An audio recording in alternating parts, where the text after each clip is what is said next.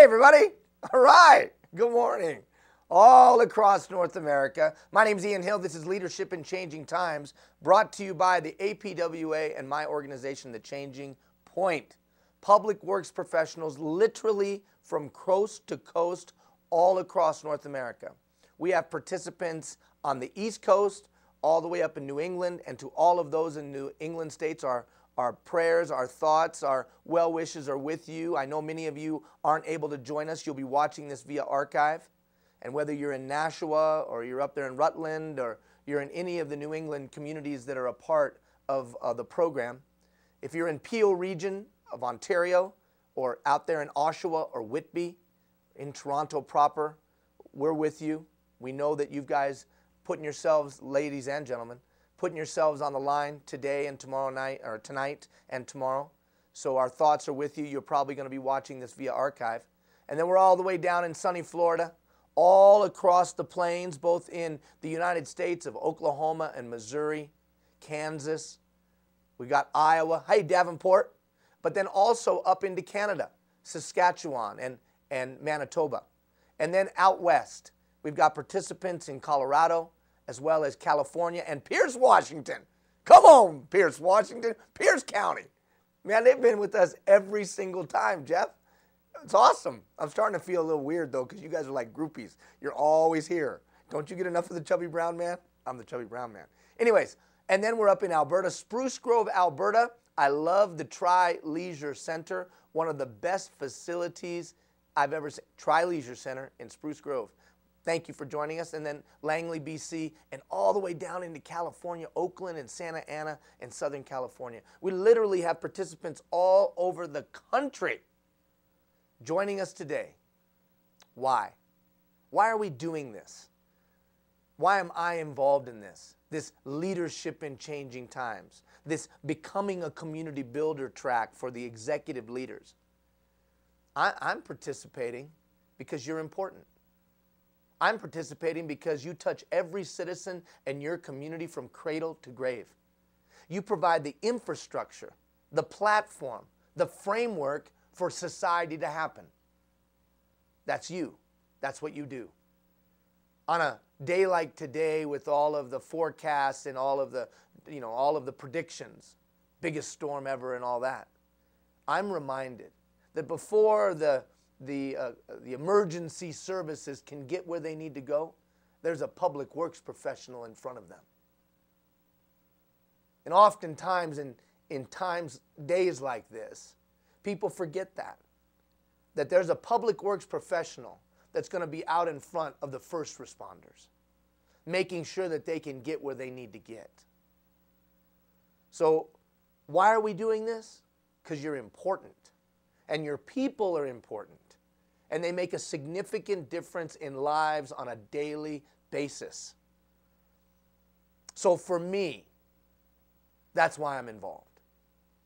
Now, I wasn't always that way. I didn't always get that. I didn't always understand that.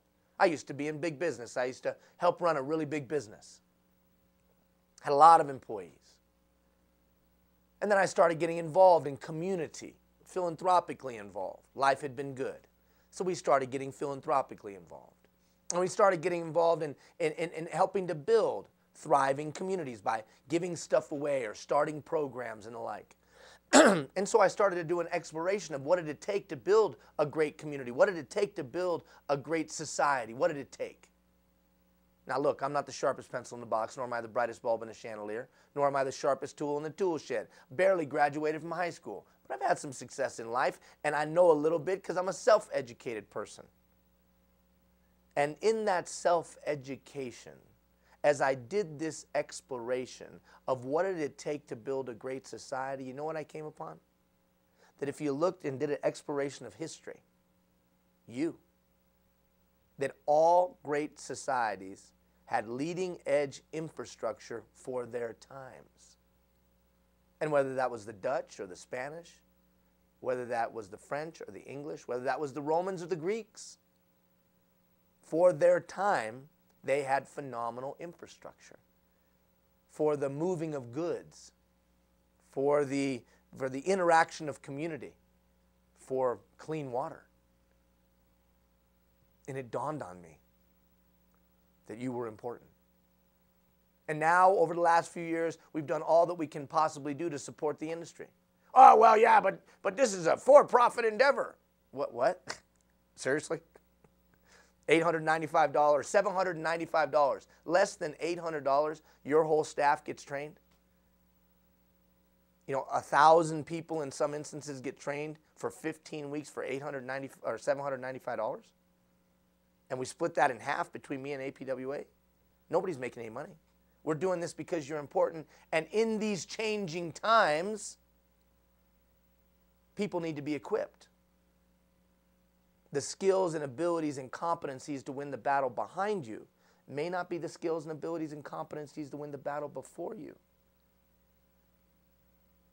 Why are we doing this? And you understanding the why behind us doing this is critical to this being a successful 15 weeks. You are important. I don't feel important. Our wages have been frozen. You know what it's like to lead a staff whose wages have been frozen? We don't feel important. You know what it's like to lead a staff whose budgets have been cut and people have been laid off? Yes, it's very difficult. I've been in some of those environments. Very challenging. But that doesn't lessen your importance. Now, I know you know that. You're a director. You're an executive leader. Or you're a part of the executive leadership team of your agency or organization or municipality. I get that. But it's important that you and I are on the same page of why we're doing this. The whys always drive the hows. We're doing this because of the critical nature of your work, the valuable resource that your people are. And we're doing this to equip them to go out and do their noble, honorable, meaningful, and purposeful work of building the communities we'd want to live in by providing the framework, the platform, and the infrastructure to do so. Now look, I know you know budgets. You wouldn't be an executive leader if you didn't. I know that you know roads or bridges or culverts or water treatment or however you rose to executive leadership. Maybe you came up on the public works side, maybe you came up on the engineering side, or maybe you're in one of those municipalities where they've been an amalgamation of portfolios and you were a parks guy or a parks gal and now all of a sudden you're in charge of a whole bunch of other stuff.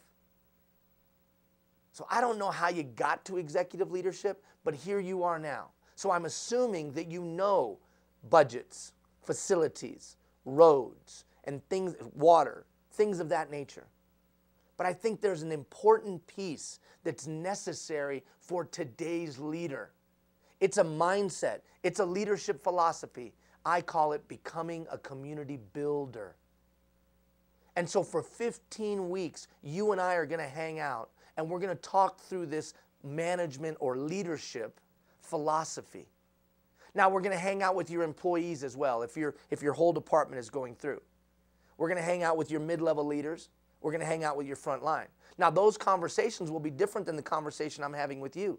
Those conversations will be more appropriate to their level of leadership. If they're a mid-level leader, we're going to be talking about leading others today and the uniquenesses of leading in today's environment in a municipal or a governmental setting. And then the frontline people, it's a completely different conversation. It's about leading themselves. But for you, this idea or philosophy of becoming a community builder. Well, what is a community builder, Ian? Well, for the first time, you've got to marshal human capital. What do you mean? You can't intimidate people. You can't scream at people. The autocratic leadership style is not going to work. We'll talk more about that in a moment.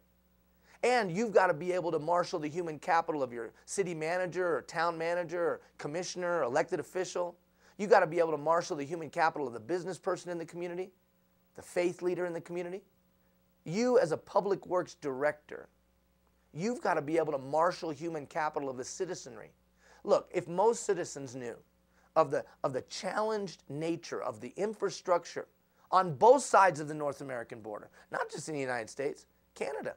And just on a side note, all of you in Canada, look, if you Google me, you know, we've philanthropically been involved in 160 communities across Canada with our playgrounds and skate parks and fitness parks, and we're proud to do that. I love Canada, right? I love it. I'm an adopted son, as the Lieutenant Governor said to me the other day, an adopted son.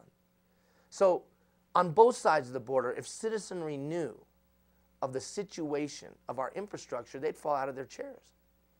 So we've got to marshal human capital. We have some crisis, not just changing times in our communities, but within this industry, and not just budgets. Somehow you, an executive leader, and me as a supporter, we got to make people aware of what the heck is going on with our infrastructure. That one, it's critical to a free, thriving society, and two, that we have some challenges around it. All of a sudden, you've got to be your own best advocate. Never before, at least in the history of my lifetime, has public works been so important as it is today. The challenge is that times have changed. We'll explain that in a moment. And the way that we've led in the past, the approaches that we've used in the past, the things that we've done in the past might not work today. In some white space, hopefully you have your notes, right? You printed out your notes. Sound people hate when I do that. Just write anywhere. Are the leadership approaches I'm using the ones the times require? Notice there's no judgment on that. There's no value. There's no good, bad, right, wrong. I've been bad. I'm no good. That's not only is it not necessary, but it's not productive. Just is the way I lead the ways the times require. Can I marshal human capital? Can I get the human capital, the love, the sweat, the commitment, the dedication, the innovation, the creativity of my people within my four walls, figuratively speaking, within my department? Can I marshal them towards a common goal? But can I also marshal all of the other stakeholders that impact what I do and citizenry? Can I marshal human capital? Can I lead people? But leading people today, I would suggest to you, is fundamentally different than in the past. Now, before we can talk about that, we got to talk a little bit about this program. So, in the balance of our 47 minutes that are left, I'm going to talk about the program, what it entails quickly, just to review. Hopefully you've watched the orientation. And then we're going to ignite this process. Ignite the process. Yeah, I was wondering why it's called Ignite the Fire. I don't understand that. I don't get it. What do you mean ignite the fire? That's kind of a trite little marketing thing, or what's it all about? No, actually, it's actually quite scientific. It's quite scientific. You see, there's a law of motion. That law of motion is called inertia. Inertia says that, if you recall from your high school days, inertia says, the law of motion of inertia says that something in place tends to stay in place. Or something on a certain trajectory tends to stay on that trajectory, unless there is a force that's greater than the one being applied. Well, I don't understand. Think of the space shuttle. Think of the space shuttle. For it to overcome inertia, it must expend 89 to 93% of its energy in the first few minutes. Well, guess what? There's inertia in your life. There's inertia in your department. There's inertia in our communities. What's the manifestation of that? Sounds something like this. I don't know, just what we do around here. I don't know, just what we do around here. That's the challenge. The challenge for you and the challenge for me is we get stuck in a rut. The challenge for you and the challenge for me and the challenge for our departments and communities is we get caught in routine. And then the world changes around us. Swang! And there's just fundamental change. And we get stuck in ways, in old time, in slogans that are worn out, and dogmas that no longer are applicable. And we get caught. We have to overcome inertia. So for the next 3 weeks, that's what we're going to do. But we're going to overcome inertia by looking introspectively. I'm going to have a series of exercises for you to look introspectively of where you've come from and what's your leadership style currently, before we can replace it with some new skills and new abilities that might be more commensurate to what the times require. We got to overcome inertia. That's why it's called Ignite the Fire. It's not Anthony Robbins' Ignite the Fire, because you're not paying $1,500 in 3 easy payments. Right? But we have to overcome inertia. That's a fact. That's a scientific fact. You got to figuratively and literally overcome inertia. All right, let's get rolling. So with all that as a backdrop, let's jump in. As we developed the program, we had to assume some things about you. We had to assume, first of all, that you're a professional. I assume that you're a professional. Now, if you don't get these assumptions, you're not going to get where I'm coming from for 15 weeks. You're a professional, a well-heeled, high-performing professional. I'm assuming that you take your personal development seriously. I'm assuming that you take significant pride in your work. I'm assuming that you understand the critical nature of your work, even though others may not understand the vital and critical nature and essential service that your work is. You understand it, and I understand it. And I'm assuming that you get the importance of your people. So number one, I'm assuming you're a professional. Number two, I'm assuming, like many, that you've gone to the workshops. You've listened to the tapes. You've read the books. And you know, and I know, that oftentimes those kind of educational experiences don't make the impact. They don't make the impact. Things don't change. So I'm assuming that you're saying, by being involved in this kind of a comprehensive program, you're saying, I know it takes a little bit more. So I'm assuming that you want to do something great. So you can write that down at number two, that you want to do something great. But my assumption is that you want to do something great, not just for your department, not just for yourself personally, but because you understand the important nature of this work, you want to do something great for your community, and you want to do something great for society, and you want to do something great for the next generation. I'm assuming that you understand the critical nature of your work and the role that you play, and of your department and agency, and how it has a generational impact. So I'm assuming you want to do something great for yourself and for others. And then third, I'm assuming that you'll actually take something that we talk about and try it. You got to try it. It is a waste of time if you don't try some of the things that are discussed. But look what the big bubble there in the middle. You don't need to be sick to get better. I'm not implying that you're not great. You wouldn't be an executive leader if you didn't have some level of competency. You wouldn't be an executive leader if you didn't have some level of intelligence, of skill and ability. But you don't need to be sick to get better. Remember, there's two kinds of competencies, right? There's leadership competency, vocational competency. There's a lot of discussion about vocational competency. But by the time you and I become executive leaders, there's no way that we could be vocationally competent in all of the subject matters that are underneath our umbrella. No way. Our competency at an executive leader level must be rooted in leadership competency, because we got to lead people. Vocational competency is good, but when you get to be an executive leader, it better weigh, the scale better tip to leadership competency. But you don't need to be sick to get better. All right, flip the page quickly. So what do we expect? Now, if you watch the orientation, then you've heard this, but I want to review it just quickly. You can expect from us a process for changing. On the next page, on that next page where it's green, that next page is green, mine is blue, because I guess our green is actually blue or something in our printer, or I don't know what that's about. I guess we don't have green. Budget's tight. We don't have green, we just do blue. But anyways, yours is green. And it will completely explain the scientific process. This is really important. If you join this program to see performance improvement in yourself and performance improvement in others, then it's important to understand that we introduce a concept, we'll introduce some in a few moments, and then we reinforce for 3 weeks. That's why that email on Monday morning that you're going to get is important. That's why the email you'll get the next Monday morning, important. That's why the coaching session where we sit down and answer questions via this live video streaming, Gina in the chat box there. You'll also be able to call in or instant message in your questions. That's why it's important. And then the third email. So we introduce, reinforce for 3 weeks. Introduce, reinforce for 3 weeks. Introduce, reinforce for 3 weeks. Because it takes 21 days to establish a habit. So this whole thing is built on 21 days to establish a habit and a blended learning approach. What does that mean? Blended learning. Hear it, read it, talk it, think it, do it.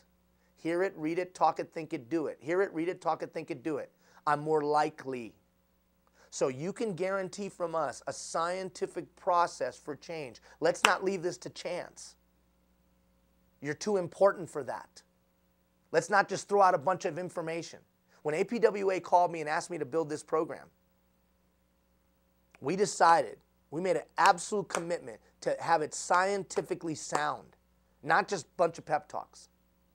And we made a commitment to make the barrier to participation so low that any municipality or agency in North America, as far away as Australia, could participate. That dollars wouldn't preclude participation, that everybody could afford it. So you can expect from us a blended learning approach, 21 days to establish a habit. This is a competency-based program. We're going to be talking about the competencies of today's effective leader. You see those on the I think it's the 4th page. Agent of change, big picture systems thinker, catalyst for responsibility, an engagement approach to planning, and a commitment to continuous improvement. Each one of those competencies will have indicators. Every time we start a new 3 weeks, you'll do a self-survey. So this isn't just some pep talk. Definite competencies. Now you know and I know that thousands of professionals all across North America, as far away as Australia, have participated. Departments have changed, departments have improved, people's lives have been changed. The competencies that we'll articulate, I know work, because they're what the times require. And I think that's key. The competencies are what the times require as a leader to be able to marshal the human capital within your department and outside the 4 walls. To marshal the human capital when it comes to this thing called public works and when it comes to this thing called building a thriving community. That's why your track is called Becoming a Community Builder. Because you're an executive leader with a big budget relative to your community. You are an influential person within your community. Are you leading? Are you leading? Are you marshaling the human capital? Now, what do we expect? Oh, and then finally a learning portal. You're in the learning portal. So everything, now it doesn't look very populated right now, but everything will be archived in this learning portal. Every video, every email, every handout, everything. Now here's even the crazy thing. The crazy thing is there'll even be MP3s. There'll be an MP3 of this broadcast that you can download and put on your iPod or iPhone or Android or Galaxy, whatever the hell, you know what I mean? And you can listen to it. Put it on DVD, whatever. And here's the other thing. This information will be available to you from now until December 31st of this year. What? Yeah, now till December 31st. So you can continue to access it. We're supporting you in real and meaningful and tangible ways. So that's what you can expect from us. What do we expect from you? I expect you to give your best. Oh, I'm busy, man. I'm slammed. Don't have time to breathe. 15 minutes a day. Take a 15-minute a day approach to this thing. In the hour that we spend together here, all we're doing is laying the information at your feet, and then we unpack it for 3 weeks. And then information at your feet, unpack it for 3 weeks. But when we unpack it for 3 weeks, it should be in blips. If you can set aside 15 minutes a day on this journey, you'll be fine. And you'll see performance improvement. So Monday morning, when that email comes out, watch it. Don't set it off to Wednesday, Thursday, or Friday. Handle it right out of the gate. So we expect you to give your best, at least 15 minutes a day. Expect you to do the assignments. They won't be onerous. They won't be onerous. I'm not going to overwhelm you. I know you're busy. But there will be some assignments because of that blended learning model. And I will hold you accountable. I will send you a note that says, hey, didn't do your assignment. And those of you that are executive leaders that have your other staff going through the program, you set the pace. You do the assignments, they'll do the assignments. You ask them about the assignments. Hey, what did you guys learn from it? I did this. What did you get? That's just going to create a buzz. If the big boss is learning and growing, that sets the tone. We're all going to learn and grow. Be coachable. Hey, I'm going to see every email you send in. I'm going to see every note you write back. When we send you an assignment, I'll read every one. And when I send you a note back with some advice or some suggestions or whatever, pay attention. Not because I'm some guru, because that's not what this is. This isn't a sage on the stage. Many of you have forgotten more about your vocational competency than I'll ever know. This is a leadership discussion. And if there is one thing I know how to do, it's lead. And one of the reasons I know how to lead is because I was such a horrible leader to begin with. Horrible. And I had to learn to get better. Because I was sick. And I needed to get better. You got to try it. You got to put it into practice. And then you got to give honest feedback. Now listen. Don't be giving us feedback about, I don't like Ian. Well, I don't care if you like me. I don't like his style. I don't like his clothes. Well, who cares? Don't give feedback on that, because I could give a rip. But if we're not doing something we said we were going to do, give feedback on that. If something's broken, tell us immediately so we can fix it. Give us feedback on the stuff that matters. But if you don't like my style, then be mature enough to set that aside and listen to the meat of the matter. Don't look at the sizzle of the matter, right? Because there's going to be a certain aspect of the population that I'm just not going to connect with.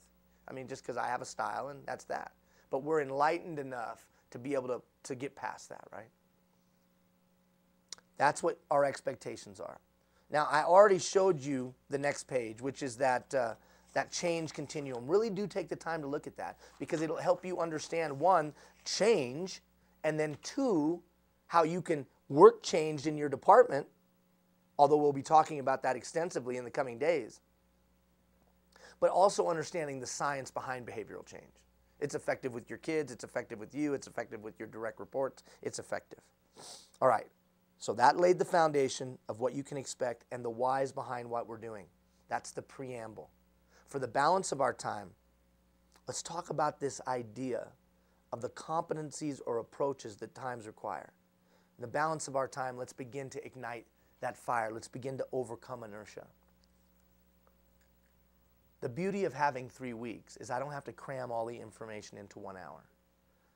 What I'm going to try to do for the balance of our time is get you thinking, provoking some thought, and then in the coming 3 weeks, there'll be some exercises and some information that will continue to help you look introspectively at what kind of a leader am I? Look back to see how I got to be the leader I am, and what kind of a leader am I now? If you're not completely satisfied with the results you're getting, then you got to look at your leadership approach as an executive leader. Look what Drucker said. Drucker said that every couple hundred years in Western history, society rearranges itself. And the society the grandparents knew is completely different than the society the grandchildren know. I'm paraphrasing his quote slightly. He said that every couple hundred years in Western history, there's a time of transformation. I think you would agree with me, we're in one of those times, a time of transformation. Well, how have things changed? Well, technology. Today is Friday, right? If you remember, some of you remember a time where this afternoon at 10 till 5, we'd be sprinting to the bank, because if we got there at 5:09 or 5:03 even, the bank door was closed and we couldn't get the money for 2 days.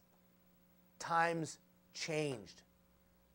Today I can get the money in 495,000 locations all across North America. In Canada, I can email the money via Interact. I can get my money. Now, if I have any money, I can get my money.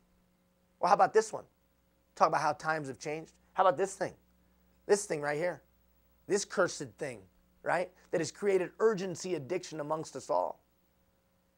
You remember those days when you and I and our families, when we were kids, we would look at the day of the week, we would look at the time of the day, and we organized our whole lives to watch some TV show. And we all had to be there. Otherwise, we wouldn't get to watch the show. So we had to organize dinner. We had to organize this, watch show. Or how about this one? How many of you remember this? Were you ever this in your house? I had to hold the thing, and I had to move my arm. I remember one Super Bowl. Remember, we just had a Super Bowl down in the States. I remember holding the thing, moving my arm the whole damn Super Bowl. I didn't even get to watch the game because I'm the antenna. How many of you remember that? I'm watching the game like this. What's your point, Ian? Things have changed. The user-driven nature of society, write that down, user-driven nature of society. The narcissistic nature of society. The 5, almost 6 generation nature of our workplaces, 5 and 6 generations in the workforce today. Society being less trusting than ever before in my lifetime. The trust of public institutions being at an all-time low in my lifetime. The railing, the bashing of public servants, never been more intense ever in my lifetime. Times have changed. Fear, trepidation, uncertainty, let alone frozen budgets, let alone cut budgets, let alone promises unkept, or the threat thereof. Changing times. I've given you both anecdotally and factually changed times. So the assumption that we could lead the same way as we had led in the past would be a fallacy. You'd be a fool to think you can lead the same way. Now, that sounds really harsh, but listen, look at the facts. The facts are that Drucker was right. The world did go like this. Schwang. Now, does that mean I'm bad? No, it doesn't mean I'm bad as a leader. It just means what Drucker said is right, that things have changed. The skills and abilities and competencies to win the battle behind me may not be the skills and abilities and competencies to win the battle before me. But you face 2 dilemmas. One dilemma, the change. The second dilemma is, can you? So the world changes all around us, and then you have to ask yourself, can I change? Can I change? Do I have the capacity to change? Not my principles and values. It's not what we're talking about. So if the dynamics of where I'm leading, the context that I'm leading in has fundamentally changed from people's attitudes to technology to trust to belief to the family unit to the culture to diversity to budgets to expectations, all of that change wrapped up context. But the content, what it means to be a leader, probably hasn't. So we're not talking about principles and values here. We're talking about style and approach. It probably takes a different style and a different approach to get things done in this new context. That's what we're talking about the next 15 weeks. How do I marshal human capital in a fundamentally different context? Listen to what Einstein said. Einstein said that everything within me was only enough to get me to where I'm at today. If I want to go any further or if I want to be any better, something's going to have to change. Out in the West, we say it a little bit differently. Whether you're in Alberta or you're in Nevada, you say it a little bit differently. It goes like this. If you always do what you've always done, you're always going to get what you always got. Progress and change are indelibly intertwined. There can be no progress without change. You as an executive leader have exhibited a certain level of leadership capacity. Otherwise, you wouldn't be in the job. The challenge is, are you willing to take the things that have made you great and adjust them slightly to even be greater in these changing times? But there's a certain complacency or inertia that sets in because you have been pretty good. They say that 80% of your behavior is unconscious. 80% of your behavior is unconscious. You're just doing it, especially when it comes to leadership. So look at this equation. You've been an effective leader. You've set up your behaviors. They've been fairly effective, and they're rooted, 80% of them being unconscious. Then the world changes around you. Schwang! And all of a sudden, some of the ways that you lead aren't as effective as they may have been in the past. Or at minimum, you're just holding on. You're not making progress. So then what has to happen? You have to identify the leadership approaches that times require, and then you have to move to those. The dilemma, it takes 21 days to establish a habit. And so there has to be some process to make that shift. That process is this program. So then what do I think are the leadership approaches that times require? Well, let me give you a quick summary, a more altruistic summary.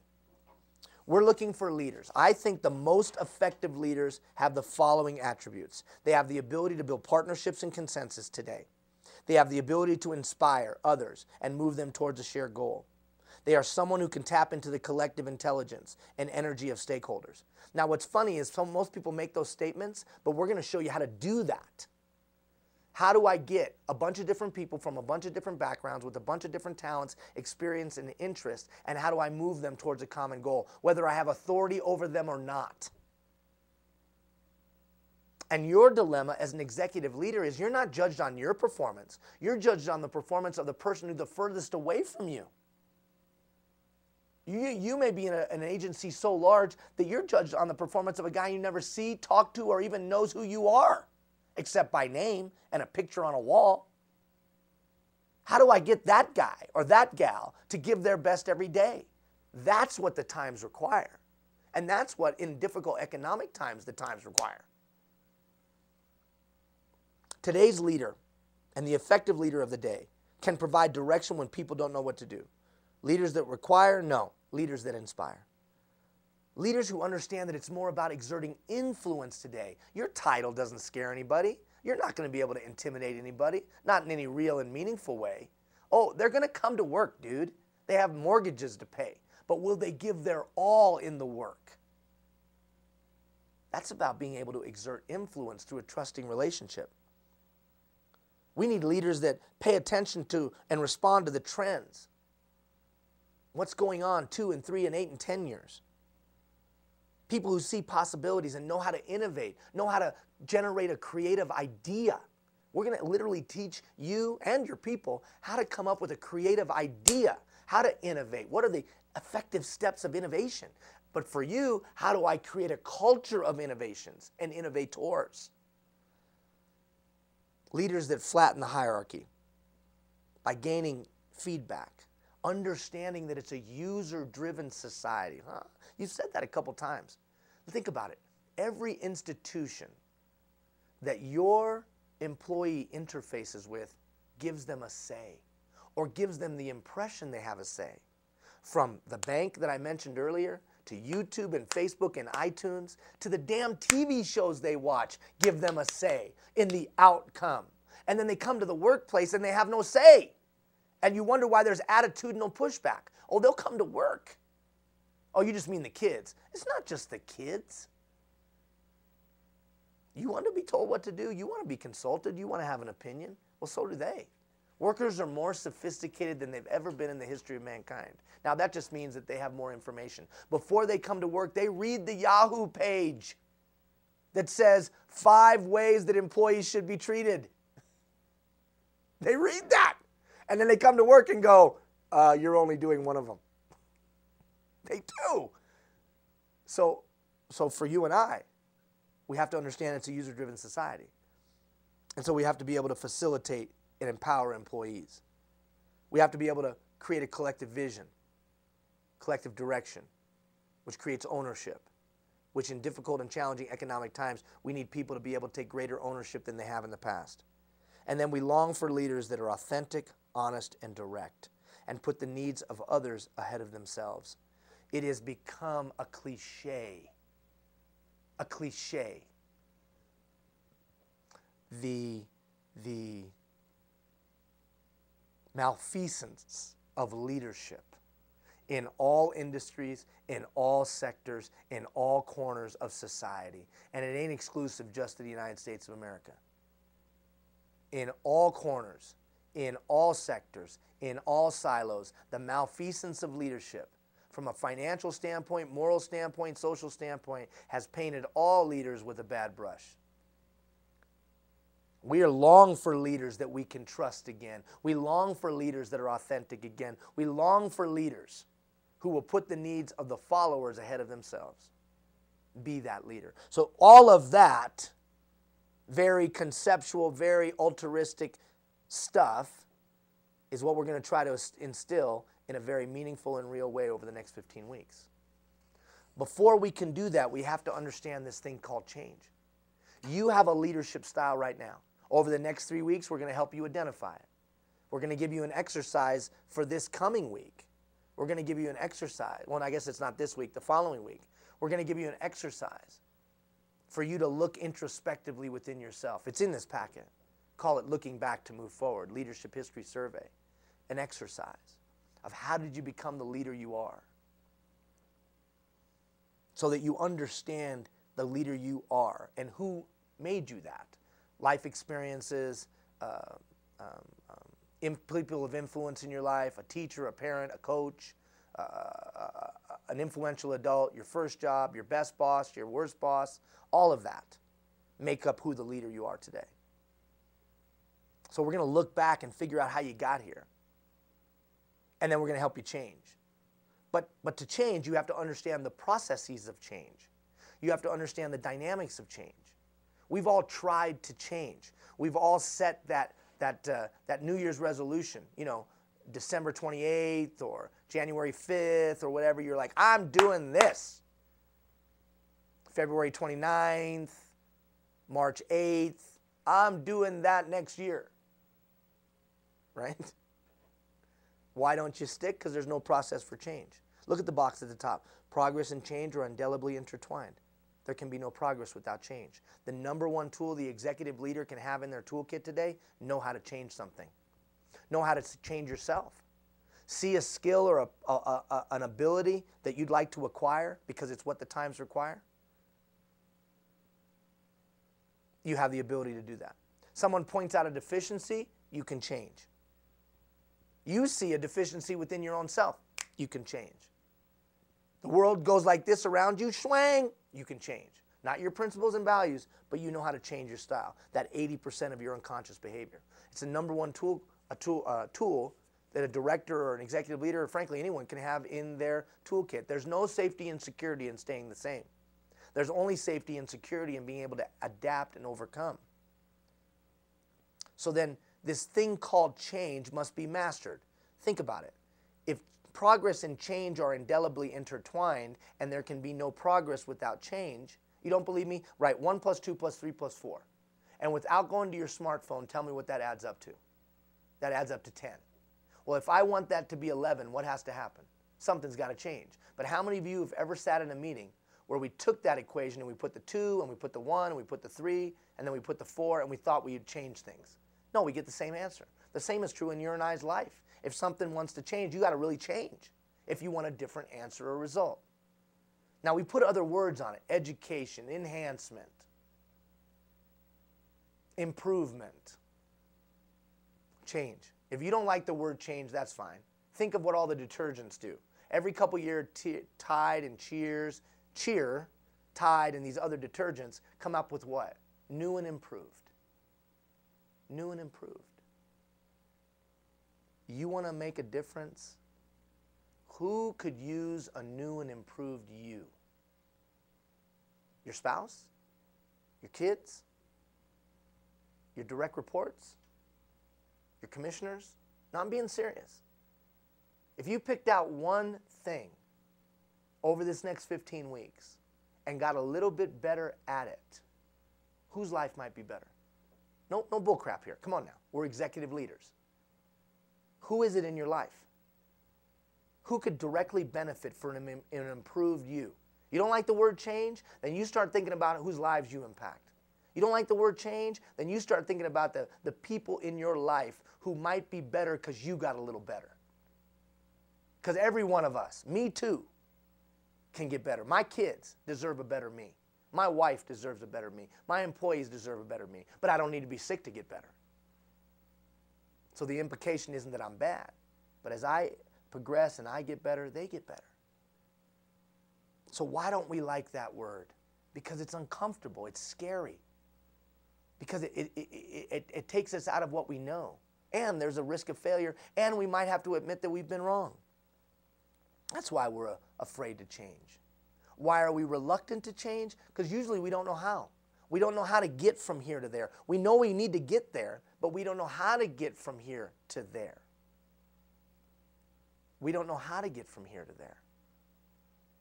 You must have a process Now, most of you don't have a process.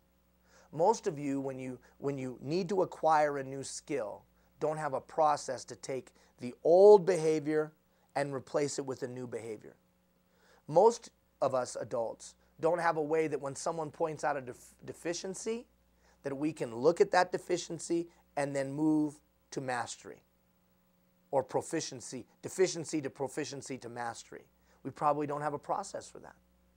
Most of us, this is the process. I'll try harder. I'll get a book or a tape and then I'll try harder.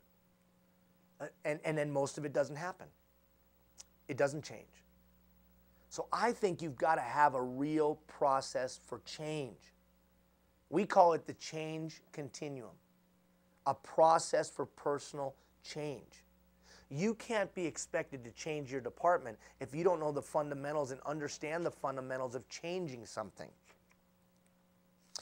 On the next page, there is a process for change. A process, a real, proven, true, tried process for change. Where did it come from? It came from defeat. It came from failure. It came from a horrible, horrible, horrible failure on my part. Complete and utter failure. Financial failure, moral failure, failure. And I knew I needed to change. I had to change. So I went out and did as much research as I could about this thing called change. And this articulation is a result. Now here's the beauty of 3 weeks. Monday morning you're going to get an email talking about that. Talking about this thing called change and a process thereof. It'll be about 12 minutes. That's that 15 minute, right? I don't want to talk to you more than 15 minutes. It'll be about 12 minutes. And it'll walk you through a process for change. And then I want you to think about it all next week. I want you to think about, do I have a process for changing? And why is a process so important? Because if it's a process, then I can eventually make it a part of my 80% of my unconscious behavior. Or a habit, right? A habit. Safety and security comes from being able to change, not my principles and values. So on Monday morning, you're going to get an email that'll walk this through so that you have a process for changing. I don't like your process. Well, okay, I don't care, but do you have one? You can't be an effective executive leader today if you don't know how to change things. And it begins with being able to change you. So I don't care if you don't like mine. Go to the University of Google, or go to the University of Yahoo, or go to the University of Ask Jeeves. Does anybody attend that university anymore? No, it's old, outdated. Go to the University of whatever your search engine is and type in change processes if you don't like mine. But have one. Well, I'm pretty good at changing. Okay, well then can you teach it to your people? Can you teach them how to change? Because remember, it's not enough as an executive leader for you to be good at it. You have to be able to teach it down line and instill it down line. So on Monday morning, you'll get that. A process for change. And then all next week, that's what I want you thinking about. This idea of change and a way to change you. Now look, before we can go on any journey, and as we look introspectively, we better do an inventory, right? Before you go on a trip, you take an inventory. Well, we're going to go on a 15-week journey. You and I are going to hang out for 15 weeks. We literally are going to get to know each other. Many of you will become friends. What? No, I'm friends now with many of the directors that went through this program. Many. No, we don't talk every day, but we do email and a phone call here and there. We've become friends. And that will happen with some of you. It'll be a positive, unintended consequence of hanging out with somebody for 15 weeks and talking about stuff, personal, depth, breadth. So before we can take any journey, I think it's important to do an inventory. What do you mean, Ian? In today's society, we forget the power of the human potential. In today's society, we forget what you got. We forget that you're a rare and unique creature with incredible talent and ability. Life's circumstances, problems, trials, and tribulations beat us down. There's almost a lack of hope. Many of you listening right now don't believe tomorrow can be better than it was yesterday. I'm not being trite. You've become jaded. You've become crusty. You've become beat up and knocked down and kicked round. Whether it was in a public meeting, whether it was backstabbed by some town manager or city manager, or whether it was just the grind of reduced budgets and people not appreciating the value and the importance of the work, or whether it was just the grind of everyday leadership, let alone your own families and circumstances. It's easy for this thing to beat us down. So I think it's important as we begin this journey that we stop the bus for a moment. Stop the bus and take an inventory of who you are and what you are. Who you are and what you are. Now, for some of you, this will be Pollyannish. For others of you, it'll connect with you and resonate. For others of you, you'll wonder, why the hell are we talking about it? But I think that any idea or any chat or any conversation that has to do with leadership must come back to the human potential and the human capacity. Look, you have incredible talent and ability. You can take on any challenges. I could line the walls with thousands who have less than you and done more than you. So let's take an inventory. Look at the words of Augmendino. He said, are you blind? Does the sun rise and fall without your witness? No. For the majority of you that are participating, you can see. 100 million receptors are in your eyeballs. You can see a snowflake, and way too many of them for those of you in the Northeast. A pond, an eagle, the look of love. Can you hear? Can you hear? Majority of us can. Which means that you have 24,000 fibers that are built in your ears to vibrate at the smallest sound. Whether that's a tree, a branch falling, whether that's a bird chirping, or whether that's somebody saying, I love you, you can hear. Are you mute? Can you not speak? Well, my son can't. No. My 6-year-old son can't put together sentences. Oh, he can say words, but he doesn't say a sentence in a meaningful way. He has a thing called autism, and so he doesn't speak. But you can, and I can. And you know what that means that we can do? We can do like no other planet on God's green earth. No other animal on God's green earth can do. That means we can lift up the despondent. We can goad the quitter. We can encourage the person who stumbled and fall. We can celebrate the victor. We can say kind words to build up our employees and the people around us. Most of us have the capacity to move. We're not like a tree that gets pounded by the weather. We can move and we can run and we can jump hundreds of miles of nerves, tendons and muscles that move at our beckoning. How about your heart? 36 million beats a year. There is no machine on the planet like the thing that's in my chest. How about your brain? There's no computer in the world that can touch my brain or your brain. We come from the species that though we do not have wings, we can fly. We come from the species that made it to the moon and back. That's you, that's me. Well, that's pretty utopian in your thinking. What can one person do? One monk started the Protestant Reformation. One general took an empire from the borders of Macedonia throughout the world. One 16-year-old girl recaptured the territory known as France. In Canada, a singular Terry Fox united a nation. In the United States, it was a singular Thomas Jefferson that wrote that all men were created equal.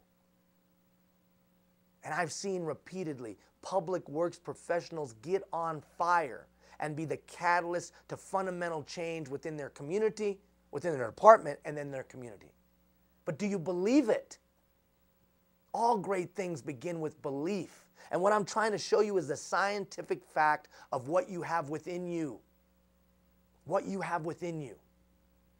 Now we'll get down to the nuts and bolts of leadership. We'll talk about delegation and motivation. We'll talk about creating a culture where people can give their ideas and thoughts. We'll talk about building your bench strength and growing your leadership capacity amongst your team. We'll talk about how to deal with third-party representation. We'll talk about all that. But if you don't believe tomorrow can be better than yesterday, that's all a failed conversation. So look at who you are. Read this thing all the way through and realize that you have phenomenal talent and phenomenal ability. I don't care what your mama said.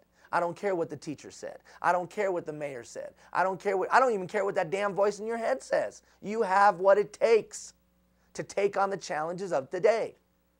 Look at the box down below. You are one of a kind, rarest of the rare, a priceless treasure possessed of quality in mind, spirit, movement, appearance, and action as no other who has ever lived, lives, or will live. Write somewhere 70 billion. 70 billion of people have lived on this damn planet, and there's nobody like you. Never been anybody like you, never will be anybody like you. As we enter into the journey, it's critical that leaders today understand that. We long for leaders that see tomorrow being better than yesterday and then can translate that into tangible, meaningful action. But it starts with, what do you believe?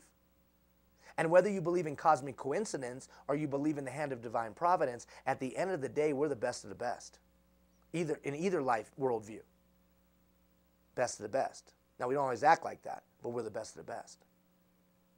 You have power and ability. Now here's the next step, and so do every one of your people. And are you marshaling that human capital? Are you marshaling what's on this page of all the people around you with the different talents, experience, and interests and backgrounds? Are you doing that? Are you executing what the times require? All right, that next few pages is that leadership history survey. Don't worry about that right now. That won't be this Monday. That'll be next week. The second week, we're going to do that leadership history survey. Leadership history survey. I'm going to challenge you over a 1 week's period of time to do those 12 questions. So just basically 2 questions a day, 1.5 questions a day. That's all. Nothing too onerous. So you can skip that. So the change continuum will come to you on Monday morning. The following Monday, we're going to work on that leadership history survey. So we talk about how do you change, and then we're going to look back of how you became the leader you are. Remember, we're on a 15-week journey. All right, go to the last page. That last page. Where's that last page? Where's my last page?